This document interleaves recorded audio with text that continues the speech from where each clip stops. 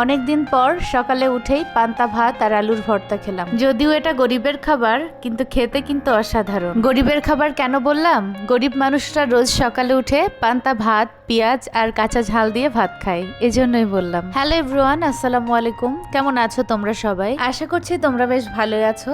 তো দেখো, আজকে সকালবেলায় আমি সকালে উঠেই একটু ব্যালকনিতে চলে যাচ্ছি। আজকের আকাশটাও বেশ মেঘলা। খুব ইচ্ছা করতেছিল সকালবেলা উঠে পান্তা ভাত আর আলুর ভর্তা খেতে। আমি সকালে উঠেই ভাতে পানি দিয়ে দিয়েছি, আর এখানে দেখো আলু ভর্তা করে নিচ্ছি। খুব ঝাল ঝাল করে আজকে আলুর ভর্তাটা করলাম। তোমরা কখনো পান্তা ভাতের সাথে আলুর ভর্তা খেয়েছো কিনা আমাকে জানিও, অনেক মজা।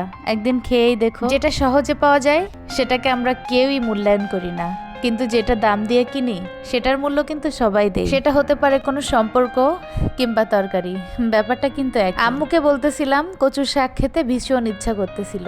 গ্রামে যেটা অ্যাভেলেবেল সব জায়গাতেই পাওয়া যায়। আমার মায়ের টিনের ঘরের আশপাশে অনেক কচু গাছ হয়েছে, তা আম্মু সেখান থেকে কিছু কচু শাক আমার জন্য তুলে নিয়ে আসছিল। গ্রামের সকল জিনিস আমার কাছে অনেক ভালো লাগে।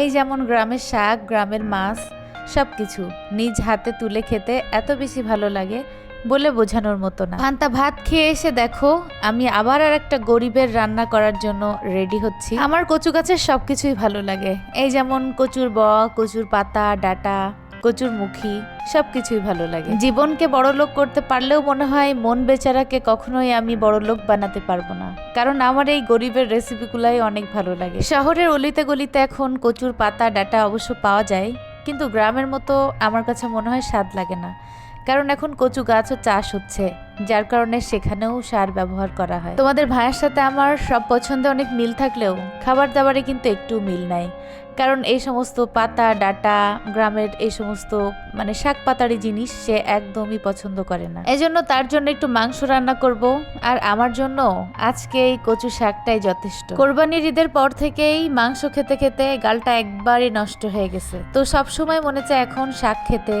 বা এমন এমন অদ্ভুত জিনিসপত্র খেতে যেটা গালের স্বাদটাকে একটু পরিবর্তন করতে পারে। কিন্তু তোমাদের ভাইয়ার বিশ্বাস করো এখনো পর্যন্ত মাংস খেয়ে হয় না, তার রোজই মাংস রান্না করে দিলে সে খেতে পারে। আমার ক্ষেত্রটা আসলে আলাদা। আমি মাছ খেতে পছন্দ করি, কিন্তু মাংস খুব একটা ভালো লাগে না। রান্না শেষ করে বাসার সমস্ত কাজ কামগুলো করে নিচ্ছিলাম। প্রথমে রান্নাঘর ক্লিন করলাম, তারপর টেবিলের ওপর একটু ময়লা জমেছিল, সবকিছু ক্লিন করলাম। নিজের কাজগুলো নিজের হাতে করে যতটা শান্তি পাওয়া যায়, বিশ্বাস করো কাজের মানুষ দিয়ে সারা দিন কাজ করালেও এই শান্তি কখনোই মেলে না। তোমাদের ভাইয়া অনেক রাগ করে যখনই আমি এই নিচু হয়ে বসে বসে পুরা ঘরটা মুছি। আমি তখন তাকে বলি যে এভাবে মুছলে পেটের মেদ কমে বা স্বাস্থ্যের জন্য অনেক ভালো। তখন সে আবার হাসে। লাঠি ঘর মোছনা দিয়ে ঘর মুছলে আমার কাছে মনে হয় যে ভালো মতো ক্লিনই হয় না, এজন্য আমি সবসময় বসে বসে ঘর বাড়িটা সবসময় মুছি। ঘর মুছে আসতে আসতেই আমার মেয়ে স্লিপ খেয়ে পড়ে গেছে। তো দেখো তার অবস্থা, পায়ে অনেক ব্যথা পাইছে, অনেক কান্নাকাটি করতেছে। আসলে বাচ্চা কাচ্চা থাকলে যা হয়, তাদেরকে নিষেধ করলেও তো শোনে না। ছুটোছুটি করতে গিয়ে অনেক পায়ে ব্যথা পাইছে। তো তারপর গোসল করে এসে নামাজ পড়ে তারপর আমি খেতে বসে যাচ্ছি। আর দেখো আমার পছন্দের জিনিস কচু শাক দিয়ে চিংড়ি মাছ, আর সাথে এক পিস লেবু, কাগজি লেবু দিয়ে একটু মেখে তারপর কচু শাক দিয়ে একটু ভাতটা মেখে খেয়ে দেখো, এত বেশি মজা পাবে তোমরা, দেখবে মাংসের স্বাদকেও হার মানাবে। মাংস রান্না করছি, কিন্তু সেটা কিন্তু আমি খাবো না, কারণ ওটার থেকে এটা আমার বেশি পছন্দ।